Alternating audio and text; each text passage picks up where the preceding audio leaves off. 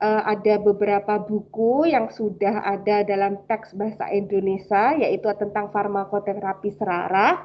Silakan nanti kalian bisa membeli di toko buku-buku terdekat sehingga nanti menambah referensi dari kalian. Karena kalau untuk level S1 ini, kalian harus kuat terlebih dahulu di guideline terapinya. Nah, kemudian di blok 13 ini saya akan mengajar agak banyak topik sehingga saya harapkan jangan bosan ya. Jadi di sini nanti di blok ini saja Ibu akan belajar mengajarkan kalian itu ada 4 topik. Topik pertama yaitu adalah tentang pendahuluan farmasi klinik. Kemudian topik yang kedua yaitu adalah tentang nyeri. Topik yang ketiga yaitu adalah nyeri kepala atau sering disebut dengan headache. Kemudian yang keempat itu adalah Ibu akan mengajarkan tentang farmakoterapi ibu hamil dan menyusui.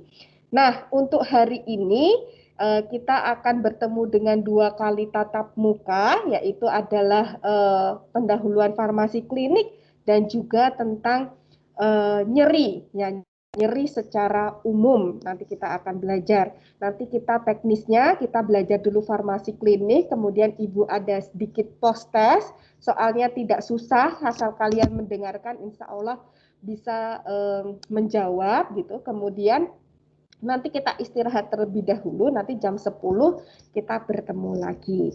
Nah, seperti itu nanti untuk teknisnya. Nanti kalau misalnya ada waktu di siang hari, Ibu akan menjelaskan sedikit tentang skill lab yang akan dilakukan oleh adik-adik sekalian. Karena insya Allah nanti skill lab topik ketiga yaitu tentang stroke, Ibu yang akan menjadi PIC topiknya sehingga nanti Ibu akan menjelaskan secara teknisnya bagaimana.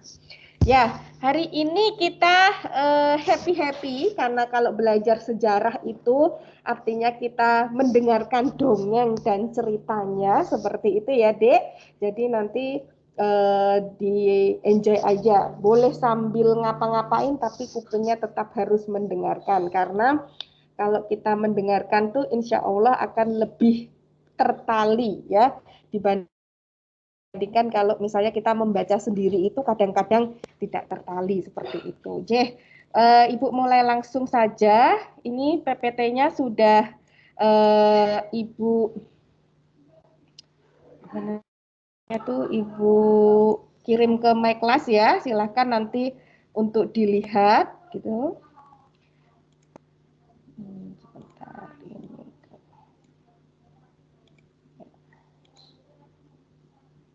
Ya.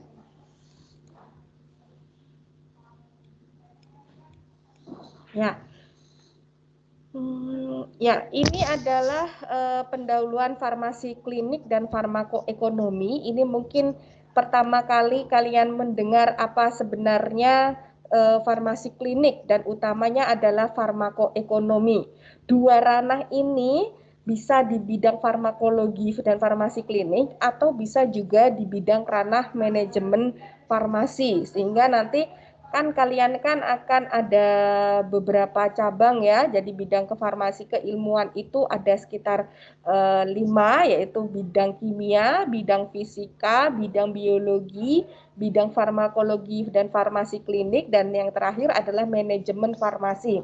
Kalau misalnya ternyata kalian asik dengan eksperimen yang ada di lab, itu memang lebih pada ke manajemen dan lebih ke kimia, fisika, dan biologi. Tapi kalau misalnya kalian lebih kepada pelayanan, itu kita bisa memang mengarah ke farmasi klinik.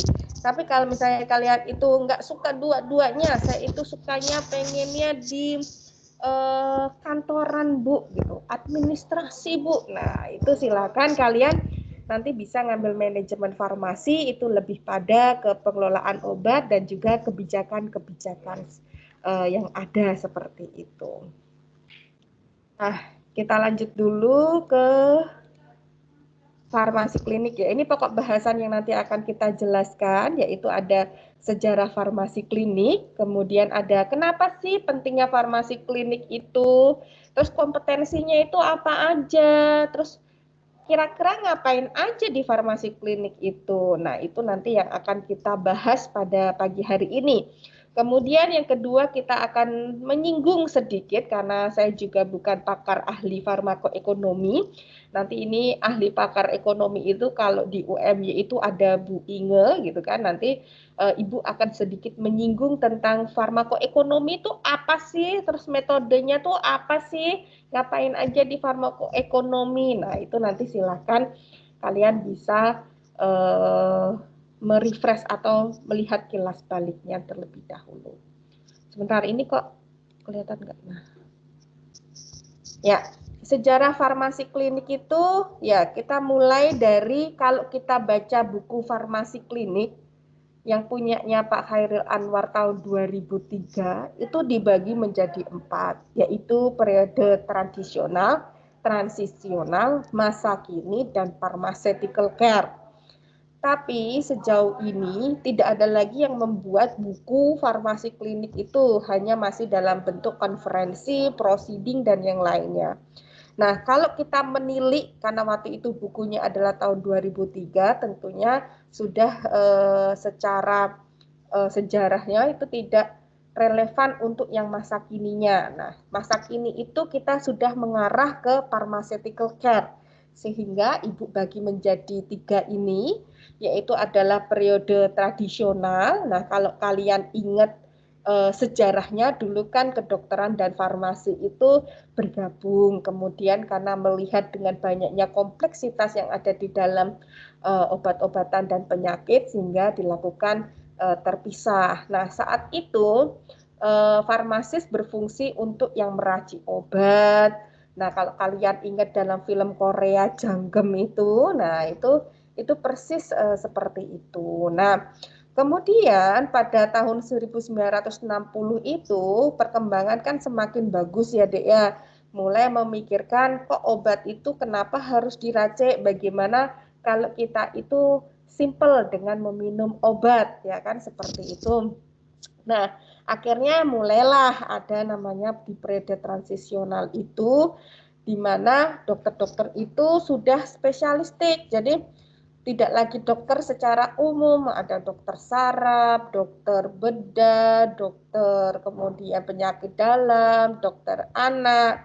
Nah, setiap itu karena kita meracik itu merupakan sesuatu yang mungkin eh, bisa diakomodir dalam bentuk sediaan, mulailah muncul pabrik-pabrik obat yang berkembang, obat dalam bentuk kapsul, obat dalam bentuk tablet, kemudian sirup dan yang lainnya. Lalu di situ orang akan berpikir, loh terus ngapain dong tugasnya farmasi ini? Masa cuma nyerah-nyerahin obat aja? Siapapun juga bisa. Mau nggak kalian dibilang seperti itu? Kan nggak mau kan ya?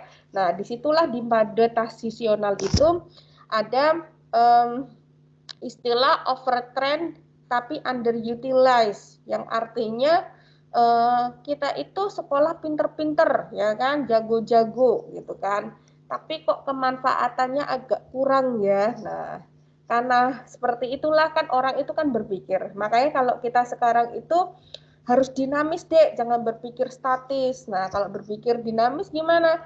Kalau misalnya sebuah keahlian atau kompetensi yang sudah kita punya itu orang lain juga bisa mengerjakan, itu namanya bukan lagi sebuah kompetensi. Nah, kita harus mulai berpikir nih, kira-kira apa yang bisa kita lakukan untuk berkontribusi dengan keilmuan kita. Nah, akhirnya muncullah farmasi klinik. Kita kan jago tuh farmakologi, kita jago itu struktur kimia. Kalau kita berbicara dengan dokter, itu kalau misalnya kita hanya berbicara indikasi dan mekanisme kerja secara umum, itu beberapa dokter juga sekarang sudah jago. Nah, jadi makanya di tahun ketiga ini mulai disisipi materi-materi namanya struktur aktivitas. Nah, artinya kenapa sih sejauh ini kita tahu, misalnya contoh kaptopril ya, Dek ya. Kaptopril itu kan obat batuk, ya kan? Obat anti hipertensi yang efek sampingnya itu adalah batuk. Nah, kenapa itu batuknya? Nah, kita tahunya adalah karena melepaskan bradikininnya. Nah, sekarang kita bisa. Kenapa kalau misalnya captopril itu bisa bikin batuk, tapi lisinopril itu kurang menyebabkan batuk. Padahal mereka sama-sama dari golongan H inhibitor. Nah, itu mulai kita bisa menjelaskan dari rumus strukturnya. Nah, itulah kita nanti kita kuatkan di situ untuk di farmakoterapi itu. Nah, kalau misalnya setelah galau, ya kan, tapi ya saya yakin adik-adik di sini sudah tidak galau lagi ya, gitu kan, karena sudah di tahun ketiga, insya Allah sudah lebih mantap untuk masuk ke dunia farmasi, gitu kan, karena galau, akhirnya ada namanya tahap masa kini, yaitu namanya pharmaceutical care, atau yang disebut dengan PC. Apa sih PC itu? Pharmaceutical care itu ada tiga, ya. Tiga. Yang pertama itu adalah meningkatkan efektivitas sebuah obat, ya. Jadi bagaimana sih meningkatkan efektivitas, ya kan? Kemudian yang kedua, mengurangi efek sampingnya, meminimalisirkan efek sampingnya. Nah, kemudian yang ketiga apa? Menghormati keputusan dari pasien. Misalnya nih, ada seorang dokter meresepkan kepada pasien datang ke apotek, ternyata obatnya itu tidak ada. Boleh nggak kita mengganti? Nah, secara hukum nggak boleh, tapi kalau kita tanyakan pasiennya, Pak, ini obatnya kebetulan kami tidak punya, kemudian kalau kami ganti dengan yang indikasi sama, dengan merek yang berbeda, kira-kira Bapak berkenan atau tidak. Nah, kalau si pasien itu menjawab ya atau tidak, itu maka kita harus hargai sebuah keputusan dari pasien. Nah, dari tiga ini yang membedakan konsepnya yaitu adalah dari fungsi dan tugas yang diembannya. Kalau dulu lebih pada keperacikan, nah ini sekarang kita mulai untuk farmasi kliniknya bagaimana. Kalau kita dulu itu hanya memikirkan bagaimana cara membuat obat, nah kita sekarang sampai bagaimana obat itu diminum dan dilihat efektivitasnya serta monitoring apakah terjadi sesuatu yang tidak diharapkan. Nah, hubungan dengan profesi medis ini bagaimana? Nah, konsepnya, periodenya, kalau periode tahun lalu itu lebih pada sebenarnya masih sama sih, sama-sama pada correlation ya. Kalau correlation itu sebenarnya berjalan beriringan dan bersama ya untuk saling mendukung untuk kualitas hidup pasien.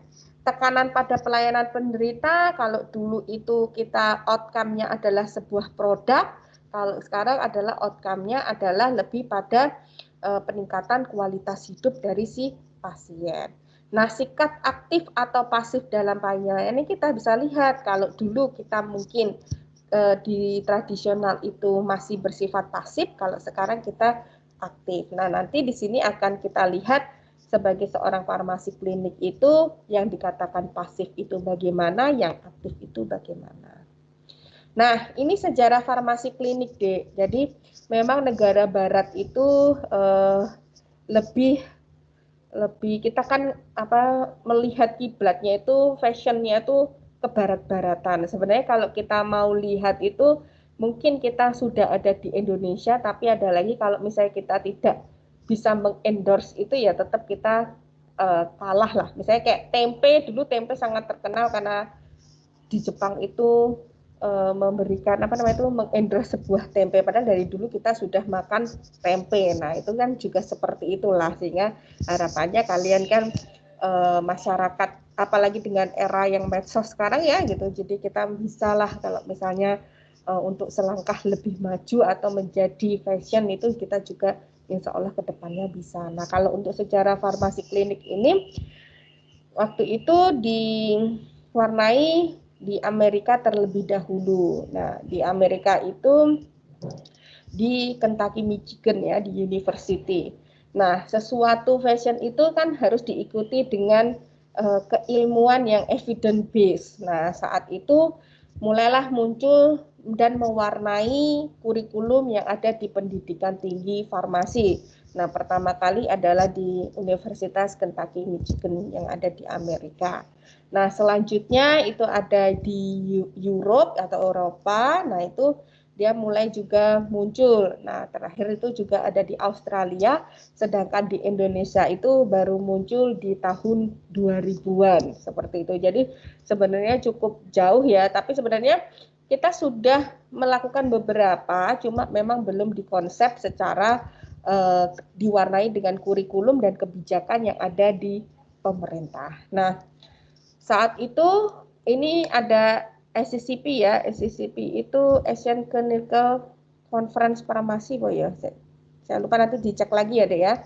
Nah, ini adalah sebuah grup atau kumpulan dari farmasi-farmasi klinik yang ada di belahan dunia ini, yang akhirnya memutuskan bahwa kedepannya itu farmasi itu kalau bisa juga pada pelayanan di farmasi klinik ini. Nah, di SCCP ini setiap tahun, setiap 2 tahun sekali itu melakukan konferensi yang secara besar, dan kalau misalnya yang kecil-kecil itu di tiap tahun di sekitar. Jadi di Indonesia itu sudah masuk juga di SCCP. Nah, di SCCP ini kebetulan di tahun 2016 kemarin, 2017 kemarin Indonesia menjadi tuan rumahnya, dan itu ada di Yogyakarta. Saat itu beberapa teman kita dan kakak kelas kalian juga menjadi panitia dalam konferensi SCCP ini. Nah, sayangnya yang masuk ke board meeting ini masih dari Universitas Airlangga Surabaya, sehingga kalau kita lihat memang Universitas Airlangga ini cukup maju untuk farmasi kliniknya. Nah, ini farmasi klinik ini seperti tadi yang tujuannya adalah PC, Pharmaceutical Care, memiliki karakteristik yaitu orientasinya pada pasien, bukan karena sesuatu hal yang lain. Semuanya adalah pada kualitas hidup pasien supaya menurunkan angka mortalitas dan kesakitan, morbiditasnya. Ya. Kemudian yang kedua, dia terlibat langsung di ruang perawatan atau yang disebut dengan visitor atau ward pharmacist. Nah, ini sudah kita lihat, kalau kita lihat menilik di rumah sakit seberang kita, yaitu PKU Muhammadiyah Yogyakarta, PKU Muhammadiyah Gamping, itu kita bisa lihat mereka sudah melakukan pelayanan. Rekam medik itu yang bisa menuliskan tenaga kesehatannya hanya dokter dan dokter dan perawat. Nah, kalau kita lihat sekarang sudah ada lembar CPPT ya.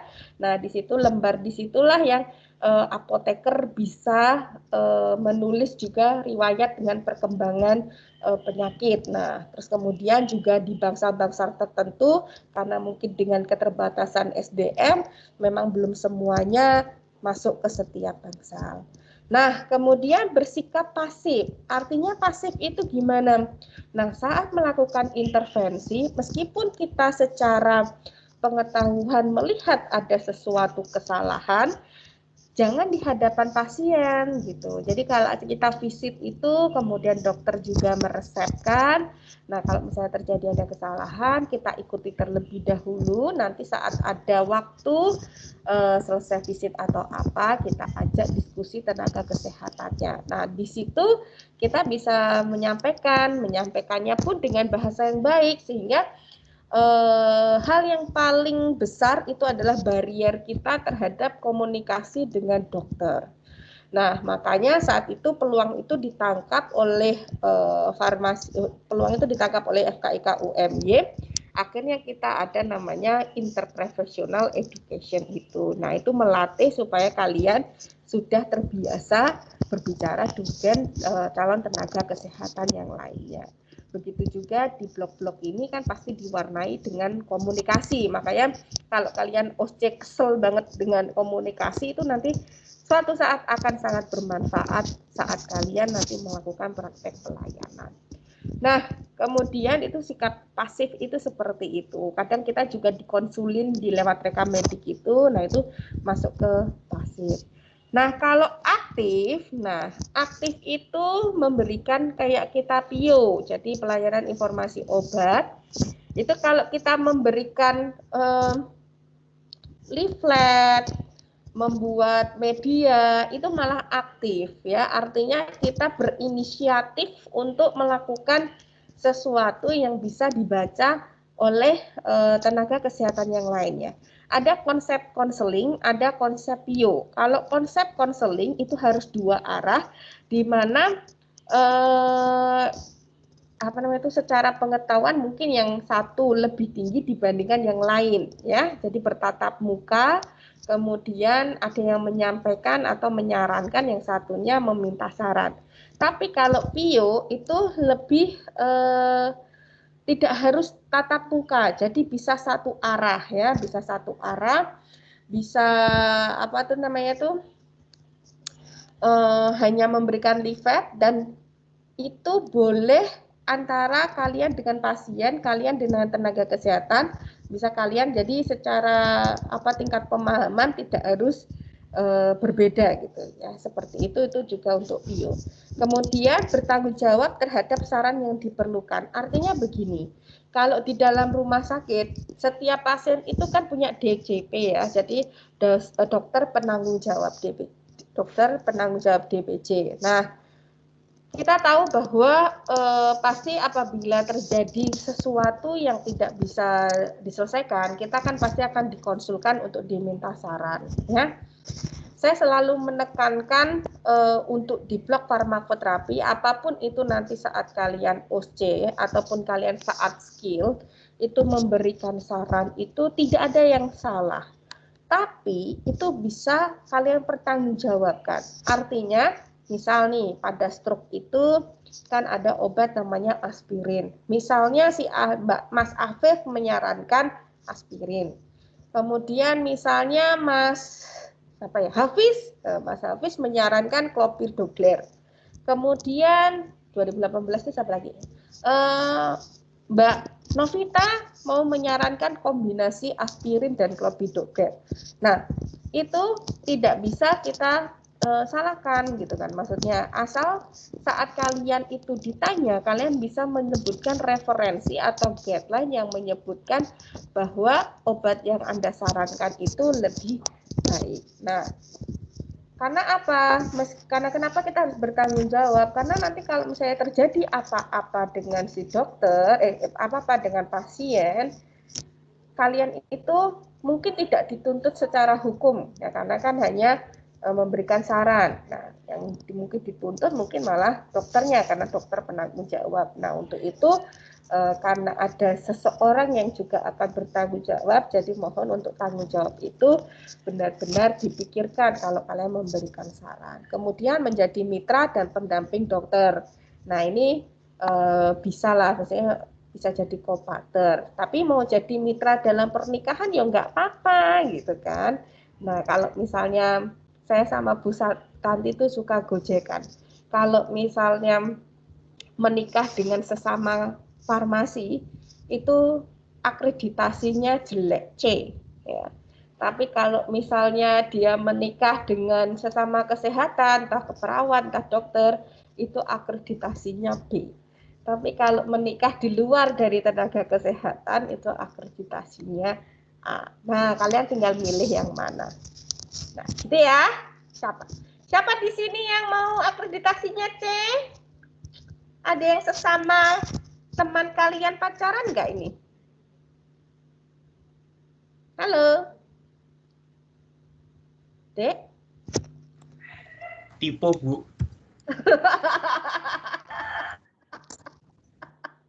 Tapi jangan khawatir, meskipun akreditasi C itu contohnya juga bagus kok. Ada Bu Indri dengan Pak Rifki.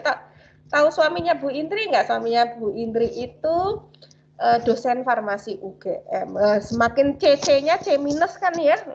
Tapi beliau alhamdulillah meskipun C tapi sebentar lagi akan sekolah di Eropa. Keren nggak? Aku mau ditinggal, C. Tuh, kok sepi? Ini ada orang nggak ya? Ada, Bu. Ada. Mau ketawa juga. Ada, Bu. Ada, Bu. Iya, padahal Indri kan soulmate-ku deh. Aku mau ditinggal. Mau nahan tawa, Bu. Gimana? Aku nyusul nggak ya? karena aku akreditasi A, jadi aku tidak bisa pergi sama-sama. Nanti malah kita berseberangan. Ya tiap keluarga berbeda-beda ya, it's okay ya. Lanjut ya. Kompetensi klinik yang harus dimiliki ya. Kalian harus tahu tentang penyakit. Meskipun kalian bukan dokter, tapi kalian harus tahu penyakit itu apa. Patofisiologinya itu apa? Kenapa bisa seperti itu? Sehingga kemarin Bu Nurul itu mengajarkan kalian tentang sabun. SOAP. Subjektif, objektif, assessment, P-nya adalah planning. Ya. Jadi di situ kamu harus memahami. Makanya mulai kalau Ibu sarankan dulu itu di tahun semester 1 sampai 4 Ibu itu nilainya juga rantai karbon ya. Tapi saat mulai di tahun ketiga karena Ibu sangat suka dengan penyakit, itu alhamdulillah Ibu sudah nilainya itu melompat jauh gitulah. Gitu. Nah, itu apa trik dari Ibu itu adalah membaca buku. Jadi kan kalau kita lihat buku farmakoterapi di Piro itu kan sangat tebal, mau baca aja males, ya kan? Kemudian McGill itu juga tebal, mau baca aja males. Ibu print itu satu-satu per penyakit. Artinya misalnya hari ini Ibu akan belajar tentang saraf. Yang saraf itu Ibu print, kemudian Ibu akan highlight yang penting-penting. Kemudian besoknya pas udah lulus itu akhirnya jadi punya buku farmakoterapi dari hasil print-printan itu. Tapi ngeprintnya dari sedikit-sedikit. Jadi tidak yang langsung satu buku yang saya beli itu sangat tidak bisa saya pelajari. Saya kalau udah dalam bentuk buku itu sudah males. Tapi kalau dalam bentuk print-printan itu biasanya lebih tertarik untuk membaca. Kemudian apa namanya tuh? Ibu juga lakukan adalah belajar tentang obat-obat penting. Ya bukunya sangat jadul, tapi itu sangat berpenting untuk pengayaan kita memahami jenis-jenis obat. Ya, tapi itu satu persatu, tidak semuanya langsung dibaca karena nanti di sini kan kalian akan mulai banyak belajar tentang obat-obatan. Nah, itu tolong nanti kalian juga melakukan hal sama. Atau kalian kalau punya uang lebih, silakan beli buku handbook di Piro. Itu sekitar 900.000, tapi itu udah kecil tapi sudah komplit seperti itu. Tapi kalau enggak, kalau saya dulu kan pas-pasan, jadi ngeprint satu persatu. Nah, kemudian yang kedua, a good understand disease process. Kenapa sih kita harus memahami penyakit ini penyebabnya apa? Kenapa bisa seperti ini? Ini untuk menyamakan satu frekuensi saat kita berbicara dengan tenaga kesehatan yang lainnya. Kan nggak lucu nih, kalian bertengkar untuk sesuatu yang pemahamannya itu berbeda, ya. Nah, kalau misalnya kalian itu harus, kenapa sih klinisi ini meresepkan obat ini? Nah, kita kan harus bisa memahami obat-obatan itu. Ibu contohkan misalnya pasien dengan hiperlipid ya. Hiperlipid dia memiliki kolesterol yang tinggi, memiliki trigliserid yang tinggi. Secara guideline kolesterol yang tinggi itu akan diberikannya adalah golongan statin, kalau trigliserid akan diberikan dari golongan fibrat. Nah, lalu dokter ini meresepkan dua obat ini antara simvastatin dan trigliserid ini untuk fibrat ini untuk trigliseridnya, ya kan? Kemudian diresepkan. Harusnya kan diresepkan seperti itu, tapi ternyata dokter meresepkannya statin dalam dosis tinggi. Nah, kalau kalian tidak memahami penyakit, takutnya kalian nanti berpikirnya, loh kenapa ini kok dokter meresepkan seperti ini gitu kan. Harusnya kan dua itu gitu kan. Oh, ternyata si pasien ini memiliki efek samping atau tolerable dengan obat-obatan misalnya, kalau misalnya yang disease itu misalnya, kalau itu tadi contoh yang knowledge of product. Jadi kalau good understanding disease penyakit ini misalnya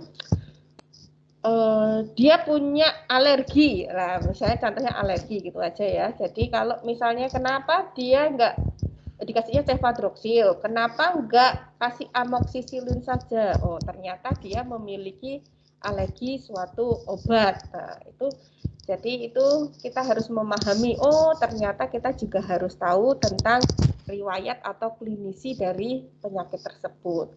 Misalnya juga kemarin itu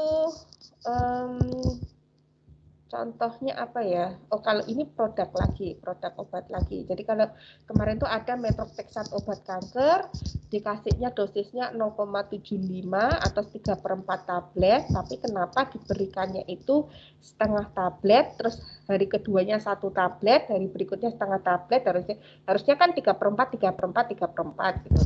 Tapi ternyata diberikannya seperti itu. Ternyata itu untuk keamanan safety kita juga, keamanan safety kita juga. Jadi ternyata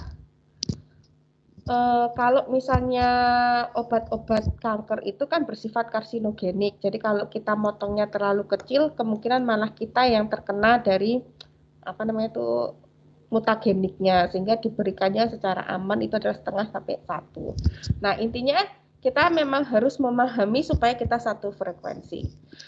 Nah, knowledge of drug product ini pengetahuan tentang obat. Saya contohkan tadi yang kolesterol dengan triglycerid tadi ya, karena sama-sama tinggi. Kalau kolesterol tinggi bagusnya statin, kalau triglycerid itu bagusnya dari golongan fibrat.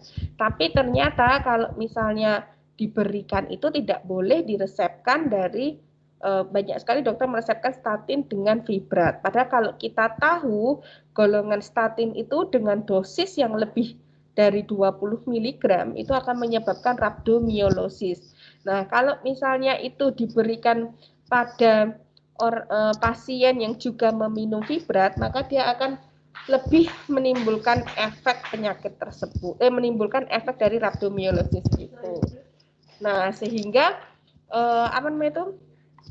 tidak boleh diberikan. Nah, untuk itu kamu harus tahu knowledge of drug product ini.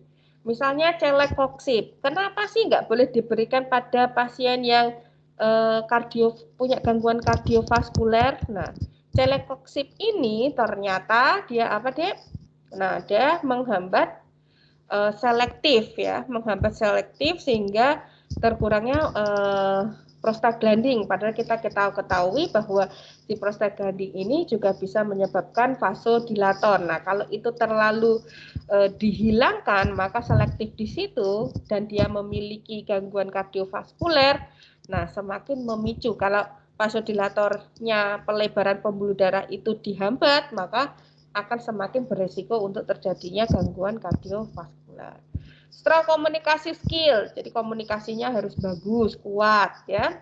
Kemudian jangan salah gitu. Misalnya banyak hal yang perlu kita, ibu tidak mengajarkan bohong loh ya, tapi ibu mengajarkan bagaimana kita bisa berkomunikasi dengan baik. Misalnya kalau misalnya ada pasien minta obat CTM yang banyak gitu kan, kamu lihat dia sudah matanya merah, terindikasi dengan banyak hal gitu ya, maka kamu boleh di sini kalian harus menyatakan untuk keselamatan kalian juga, kalian mungkin harus bilang, oh maaf Pak, kebetulan stoknya sedang tidak ada atau apa gitu. Itu juga bagaimana kalimat yang bagus, termasuk kepada dokter itu kita juga jangan mengatakan Pak ini resepnya salah, dok ini resepnya salah, harusnya seperti ini. Tapi mulailah dengan kalimat bertanya, dok sekiranya resep ini diresepkan seperti ini, pertimbangannya seperti apa nje? Nah itu perlu kita bahasakan untuk menjadi lebih baik lagi. Nah kemudian drug monitoring, kita monitoring. Ingat bahwa setiap penyakit itu berbeda-beda, termasuk di SOAP. Kebanyakan assessment kalian itu kayak perawat dan dokter. Jadi assessment itu silakan kalian ingat lagi drug related problems. Drug related problems itu seperti apa? Ada obat tanpa indikasi, butuh obat, dosis kurang, dosis lebih, kemudian salah obat, kemudian compliance. Nah, itu coba kalian baca lagi. Saat kalian mau assessment, maka kamu harus lihatnya mulailah dari nomor 1, misalnya ada nggak obat yang tanpa indikasi, dicek semuanya. Yang kedua, ada nggak pasien ini butuh obat, dicek semuanya. Yang ketiga, dosisnya gimana, efek sampingnya gimana, compliance-nya gimana. Nah, itu yang kamu tulis di assessment. Nah, itu lebih nanti assessment, nanti muncullah plan. Plan itu lebih ke monitoring. Nah, ini silakan drug monitoring itu kalian lebih melihat ke situ. Kemudian drug information, informasi obat kita harus bisa menyampaikan ya, termasuk kalau kalimat sesuatu yang informasinya misalnya akan menimbulkan ketakutan, misalnya kenapa rifampicin, kan kalau kita minum rifampicin ini kan urinnya merah. Nah, pasti pasien itu kan ketakutan. Nah, nanti kita bisa memberikan informasi, Pak, silakan diminum obatnya secara teratur. Nanti kalau urinnya Bapak itu berwarna merah, insya Allah obat itu sudah bekerja. Itu akan sangat berbeda persepsinya dibandingkan kita bilang, Pak, ini memiliki efek samping urin merah. Nah, secara sugesti saat urinnya merah, dia akan, aku terkena efek samping. Tapi kalau misalnya kita tadi bilang, kalau ada urinnya merah, insya Allah obat itu bekerja. Nah, saat urinnya merah, oh, alhamdulillah obatku bekerja. Karena pikiran orang positif dengan yang ini nanti akan sangat berbeda, mempengaruhi dari goal terapi. Kemudian terapi ini planning skills, ini SOAP tadi, ability to assess itu lebih bagaimana kita bisa melihat dari assessment tadi, 8 DRP tadi, dan yang 9 itu interpreted physical assessment, ini lebih pada interpretasi data klinik. Kira-kira sudah sesuai rank atau tidak, lebih sedikit apa tidak, lebih rendah atau tidak, itu harus yang dimiliki oleh pharmaceutical care. Nah, ini suhu dan badan ya, kalau kita lihat suhu, kita lihat sekarang lagi ngetren ya. Nah, ini kalau mau masuk UMY sekarang diukur suhunya, kalau nggak mau nanti nggak boleh masuk ya kan. Nah, ternyata ada pro dan kontra juga, Dek. Nggak ada yang mau diukur suhunya, maunya diukur di tangan, karena kalau diukur di batuk akan menyebabkan radiasi dan yang lainnya, ya aneh-aneh lah gitu ya. Inilah fungsi kalian sebagai edukator, jadi kalian bisa menyatakan bahwa alat tersebut itu menangkap panas ya, jadi bukan nanti mempengaruhi dari struktur otak kita gitu. Nanti kalau sekali sering ditembak nanti kemampuan kita berkurang gitu. Kalau sudah seperti itu, padahal Ibu dari bulan April sudah masuk kantor. Nanti berarti kepintaran Ibu berkurang nih kalau sering ditembak-tembak seperti itu. Enggak ya, itu bukan. Ya, jadi itu obat itu hanya bekerja menangkap panas seperti itu. Nah, ini tanda dan vital. Ini di suhu ketiak dan mulut rektum, ini yang paling panas di rektum ya. Diberikan antipiretik kalau sudah 38 derajat, kecuali kalau si pasien itu memiliki riwayat kejang dengan demam yang tinggi ya. Kalau kejang demam tinggi baru kita berikan 37,5 aja sudah kita berikan, tapi kalau tidak 38 baru kita berikan. Nah, ini denyut nadi heart rate ada normal, takikardi dan bradikardi ya. Nah, ini kalau normal biasanya normal itu ya pas kita lagi jalan. Jangan mengukur nadi heart rate saat kalian habis naik tangga, otomatis itu sudah takikardi ya. Takikardi itu apa? Kalau kalian mengalami nyemas, ceri, mau ketemu ibu mertua, nah itu juga pasti takikardi ya. Kalau bradikardi itu biasanya punya beberapa penyakit, misalnya kardiovaskuler, kemudian tiroid, dan yang lainnya itu bisa menyebabkan bradikardi. Nah, tekanan darah itu blood pressure normalnya 120/80 ya, dengan standar GNC 7 atau GNC 8 sekarang.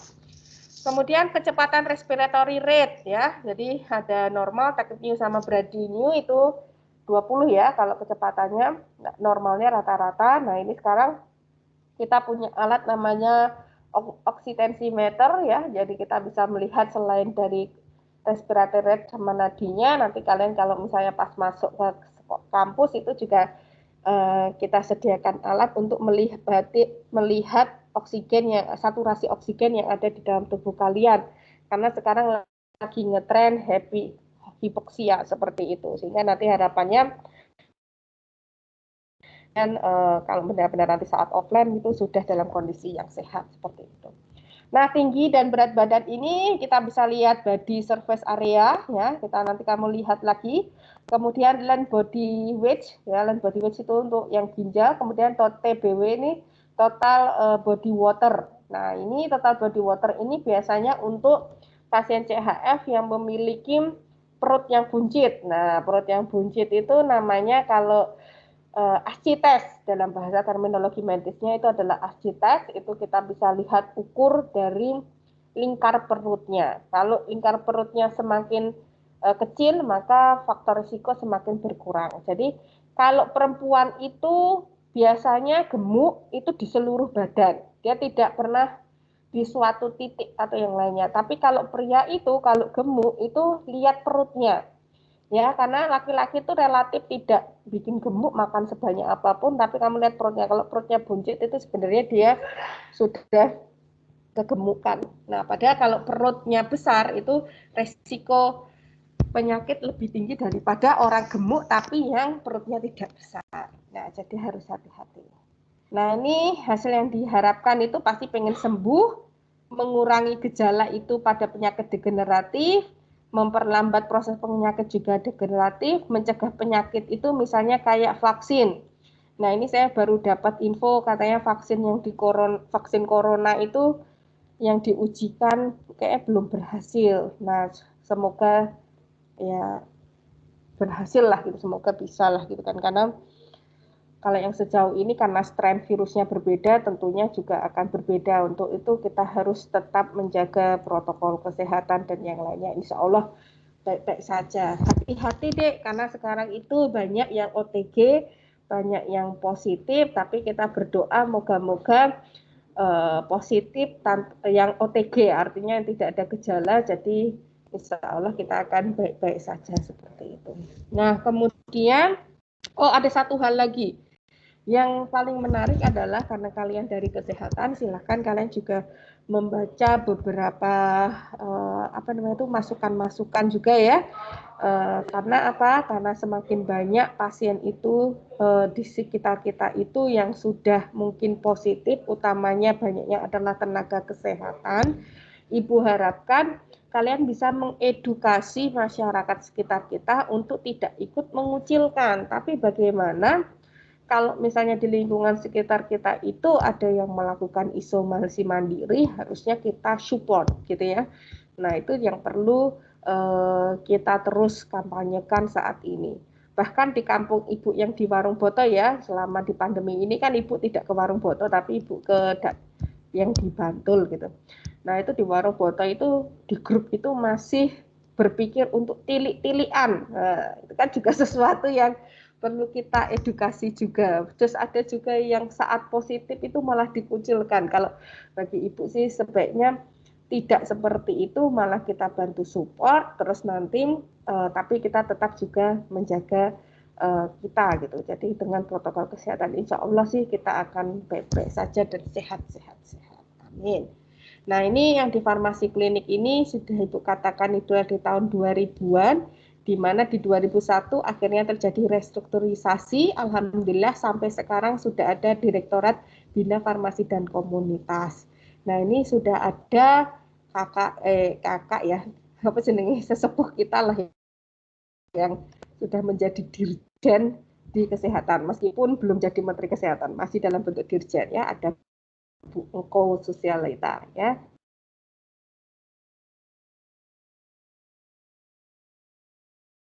Ajakan publik dan yang lainnya nih kalian bisa masuk atau mendaftar sebagai PNS.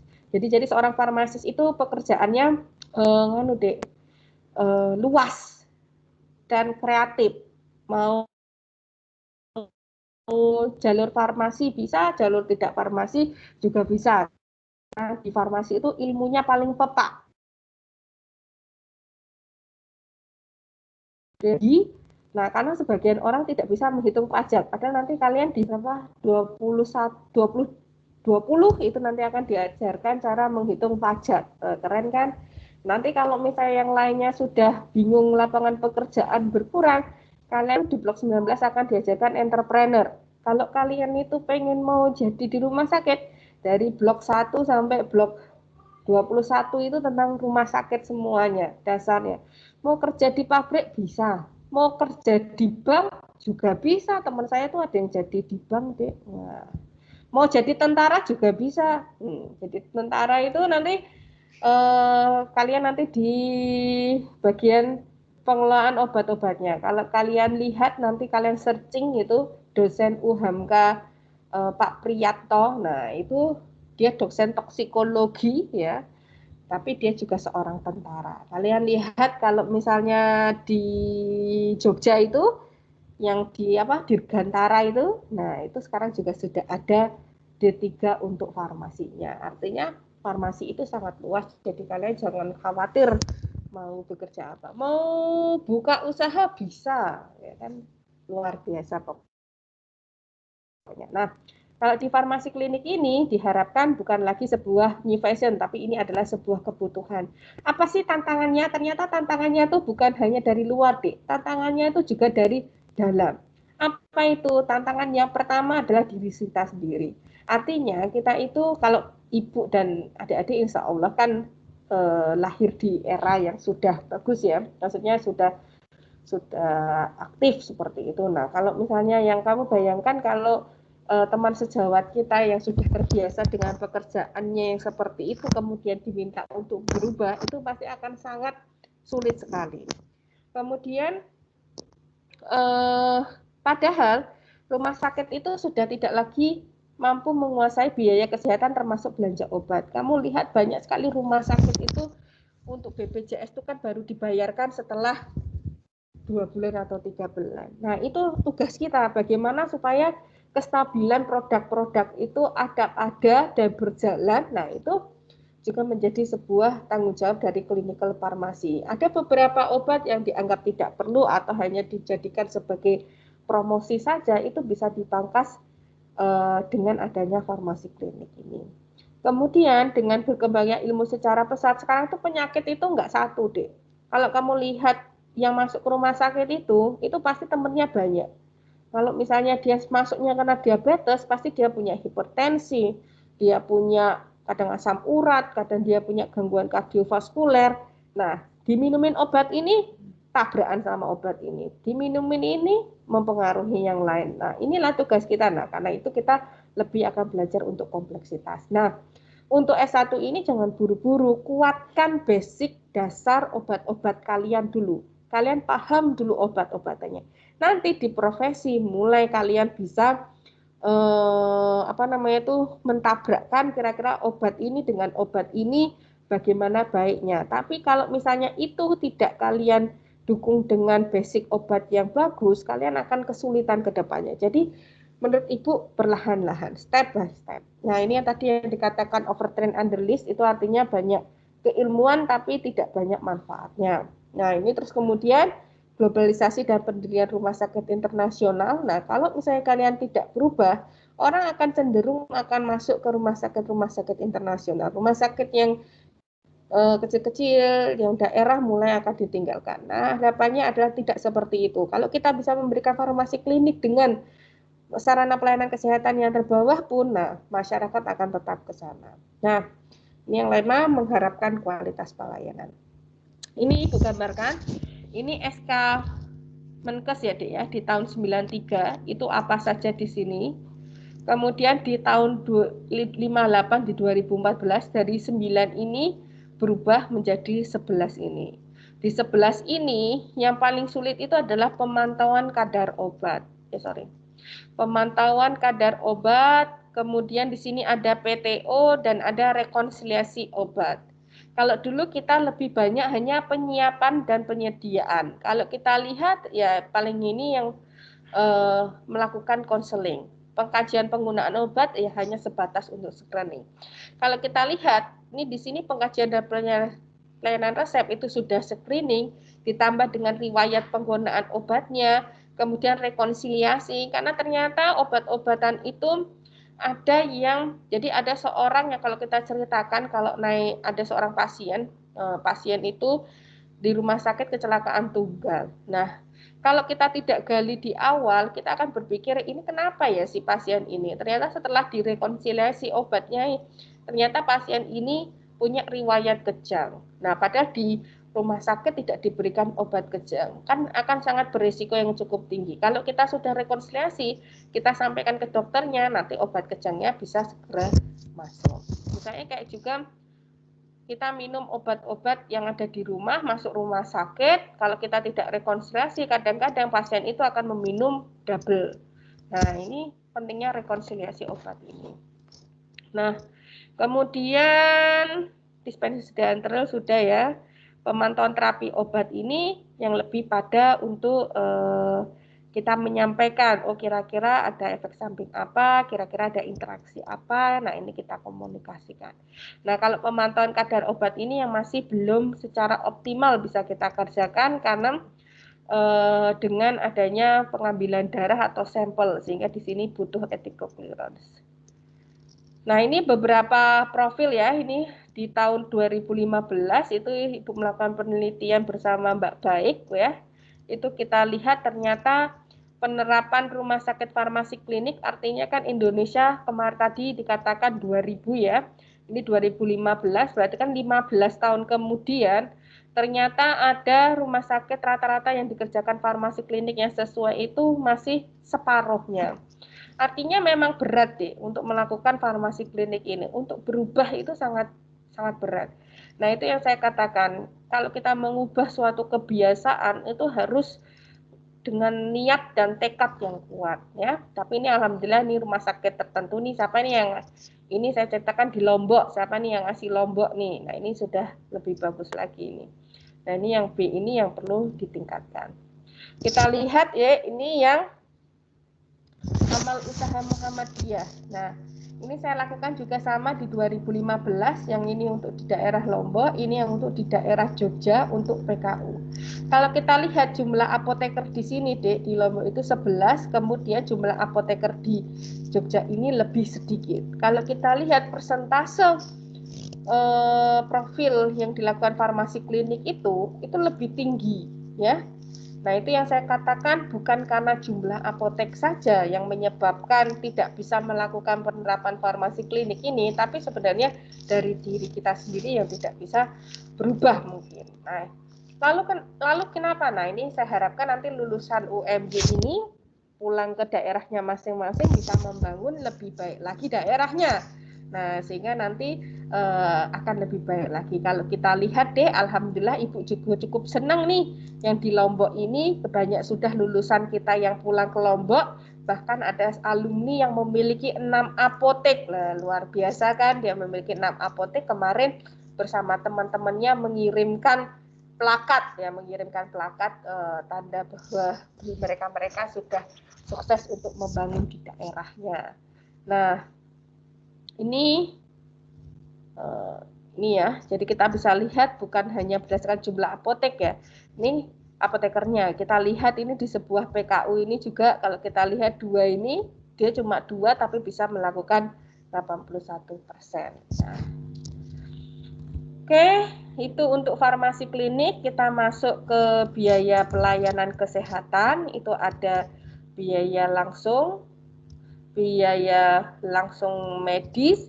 Nah, ini artinya adalah sesuatu yang bisa dikeluarkan. Jadi kalau misalnya jasa dokter, obat-obatan, itu nama masuknya biaya langsung medis. Kemudian biaya non medis itu misalnya ambulans, ya, terus sewa kamarnya, itu di situ. Kalau misalnya indirect cost itu biaya tidak langsung, itu adalah contohnya adalah ini. Karena kamu sakit, kamu kan jadi tidak bisa bekerja. Padahal dalam 1 hari, kamu misalnya bekerja dibayar 50.000. Nah, karena kamu sakit, maka kamu akan kehilangan uang 50.000 itu karena tidak bisa bekerja. Nah, itu masuknya ke biaya tidak langsung. Kalau biaya tidak terduga itu lebih ke intangible cost. Ya, intangible cost itu lebih ke yang tidak bisa kita konversikan. Misalnya kamu sakit nyeri, bisa nggak orang bayar nyerimu itu berapa? Kan nggak bisa. Nah, itu masuk ke intangible cost. Bentar kok, ini kok tiba-tiba ini ya. Oh, kayaknya nih meloncat deh, Dek. Oh ya, betul. Ini di skip dulu ya, Dek ya. Nah, ini di tahun 2000, itu tadi kan di 2015 ya, kalau yang di 2016 nih, nah ini ternyata persentasenya juga masih 34. Nah, artinya bahwa mungkin di daerah itu masih banyak,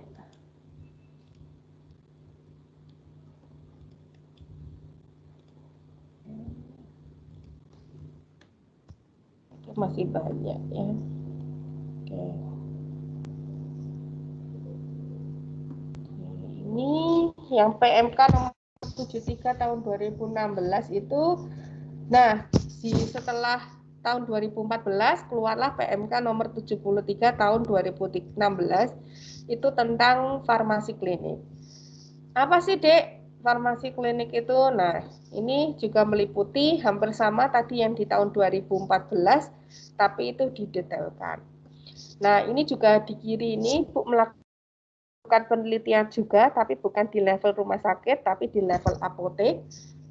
Ini rasio tinggi ini untuk daerah yang memiliki apotek lebih dari 10 dari per kecamatannya. Kalau sedang itu 5 sampai 10, kalau rendah itu kurang dari 5. Itu kita lihat rata-rata pelayanan farmasi klinik masih 68, 65 sama 62%. Artinya masih berkisar 65%-an ya, seperti itu. Jadi memang masih perlu banyak yang dibenahi untuk jadi seorang farmasi klinik yang baik. Oke, itu untuk farmasi klinik terlebih dahulu, Dek. Nah, itu untuk farmasi klinik, Ibu akan masuk ke farmakoekonomi terlebih dahulu. Ya. Di farmakoekonomi itu yang tadi kan farmasi klinik ya, Dek ya. Nah, kalau farmakoekonomi ini ahlinya Bu Inga ya.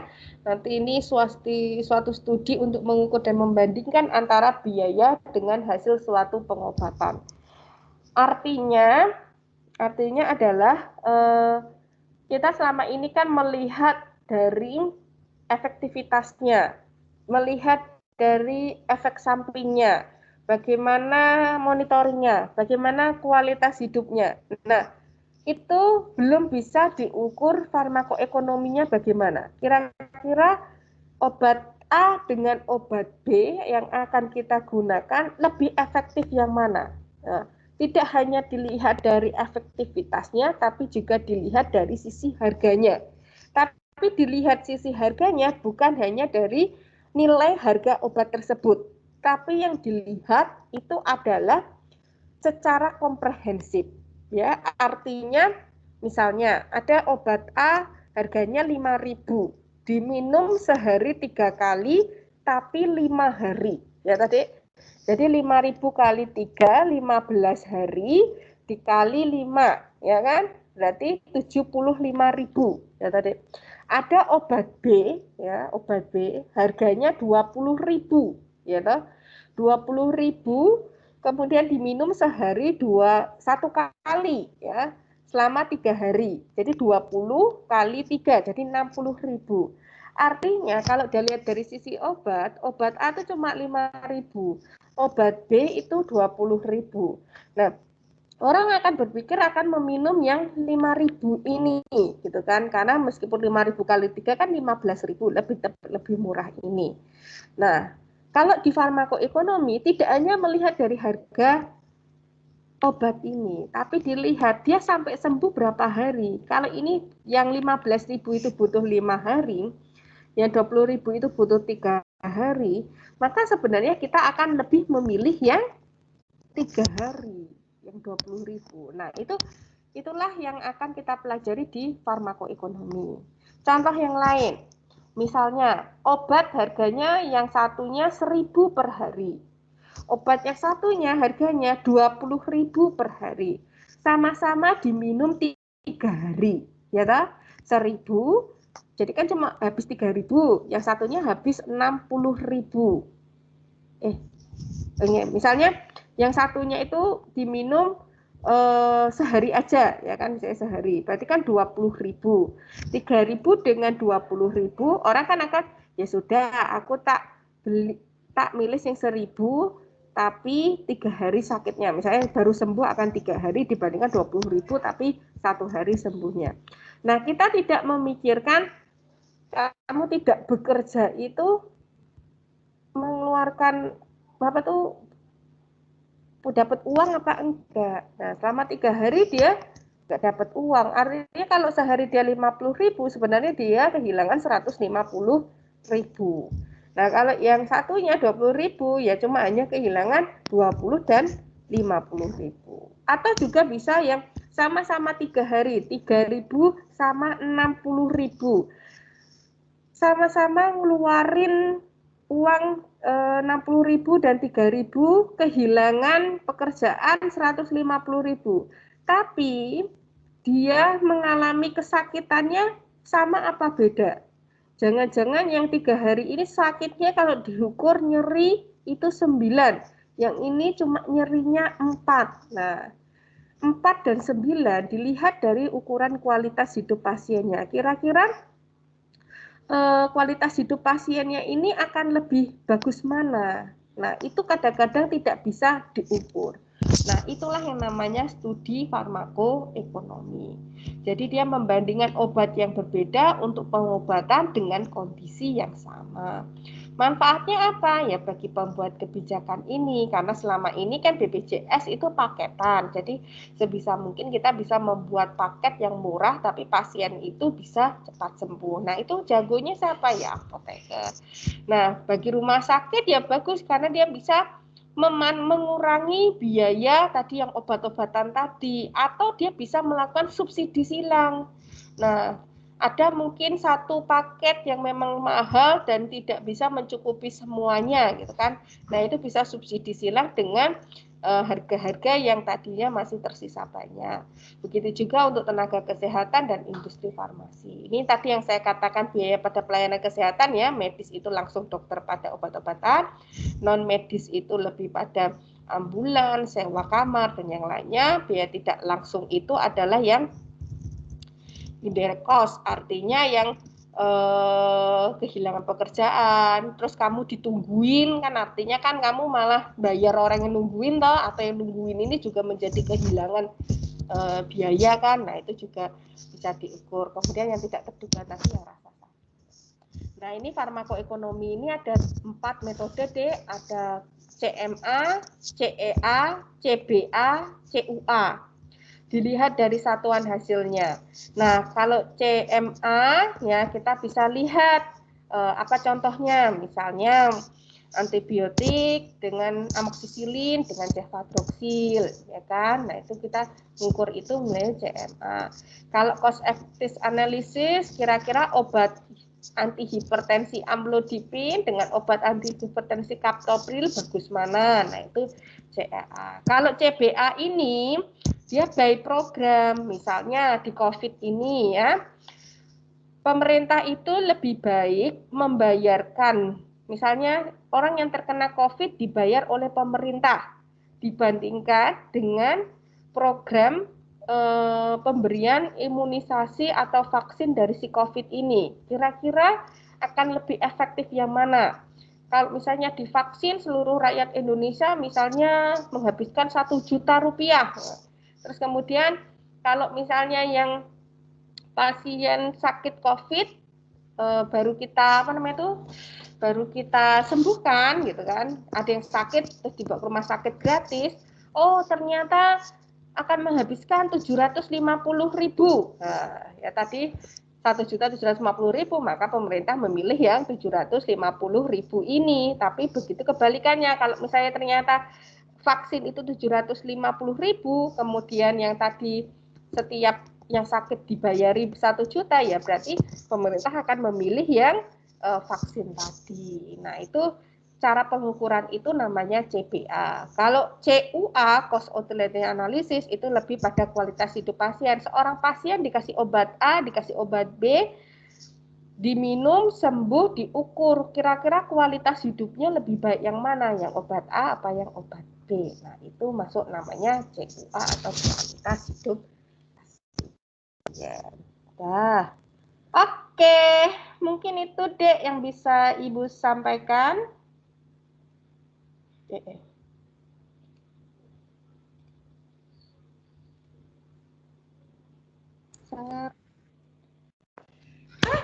Lama juga ya, ternyata ngobrolnya kayak nganu di depan laptop. Kalau orang lain lihat nanti dikira gimana? Gimana? Kira-kira sudah ada bayangan tentang farmasi klinik dan farmakoekonomi? Sedikit Bu ada. Ya Bu, sudah ada gambaran. Apa? Sedikit ada gambaran Bu. Ya. Oke. Ada pertanyaan tidak? Karena ini sejarah, biasanya nggak akan banyak pertanyaan ya, Dek ya. Ya. Ada tak? Afif mau nanya enggak? Afif. Dian, Ervina, Rizwal. Yang di tempatku itu Rizwal, Dimas, Afif, Dwi, Yesifa, Uun, Putri, Hasna, Hanifah. Yang kelihatan di layar. Ini meetingnya 105, berarti sudah hadir semua. Yeay. Ya. Baik, karena tidak ada pertanyaan, nah Ibu akan mengulangi sedikit. Nah, kemudian silakan kalian ngerjain post testnya ya, Dek ya. Itu hanya untuk melihat sebenarnya kira-kira Ibu menjelaskan dengan baik atau tidak. Begitu ya? Ya, jadi farmasi klinik itu adalah tujuannya untuk pharmaceutical care, ya, pharmaceutical care, yaitu adalah apa? Yaitu meminimalkan efek samping, memaksimalkan efektivitas obat, yang ketiga menghormati keputusan pasien. Farmasi klinik kompetensinya ada apa aja? Yang penting adalah kita mengetahui interpretasi data klinik, patofisiologi dan pengetahuan tentang obat serta komunikasi dan strongnya. Dibagi menjadi 3 tahap, yaitu tradisional, transisional, dan masa sekarang, dimulai dengan adanya di Amerika di University of Michigan pada tahun 1960. Kemudian di dalam pharmaceutical care ini itu sesuai dengan undang-undang tahun 58 tahun 2014 dan sekarang PMK nomor 73 tahun 2016. Silahkan dipilih ke kegiatan yang ada di situ. Nah, kemudian ekonomi itu jangan lupa ada apa aja, ada 4 metode, CUA, CEA, CMA, dan CBA. Kita dipelajari lagi 4 itu terdiri dari apa ya. Oke, mungkin itu ya Dek ya. Nah, nanti kita ketemu lagi jam 10. Silahkan dibuka post testnya sekarang karena akan ditutup di 9.35 ya. Oke. Baik Bu. Dadah, Baik, Bu. sampai ketemu lagi. Bye-bye. Assalamualaikum. Waalaikumsalam. Waalaikumsalam. Bye guys. Wabarakatuh. Makasih Bu. Makasih Bu.